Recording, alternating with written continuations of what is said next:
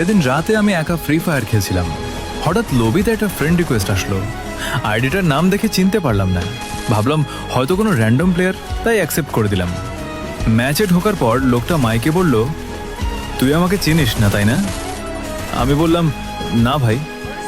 লোকটা হেসে বলল, চিনার কথাও না, কারণ আমাদের শেষ কথা হয়েছিল 3 বছর আগে। আমি অবাক হয়ে গেলাম।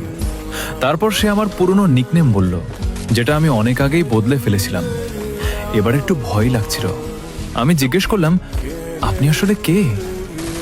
লোকটা বলল, একসময় আমরা প্রতিদিন একসাথে খেলতাম, কিন্তু একদিন তুই হঠাৎ গেম ছেড়ে দিয়েছিলি, তারপর আর দেখা হয়নি। ধীরে ধীরে আমার মনে পড়তে শুরু করলো।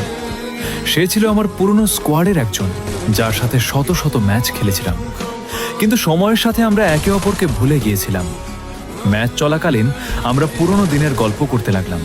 কোথায় ল্যান্ড করতাম, কিভাবে বুয়া পেতাম, আর কিভাবে রাত জেগে খেলতাম। মনে হচ্ছিল যেন কয়েক বছর আগের সময়টা আবার ফিরে এসেছে। কিন্তু ম্যাচ শেষ হওয়ার আগে লোকটা হঠাৎ বলল, আজ আমার শেষ দিন। আমি অবাক হয়ে জিজ্ঞেস করলাম, মানে?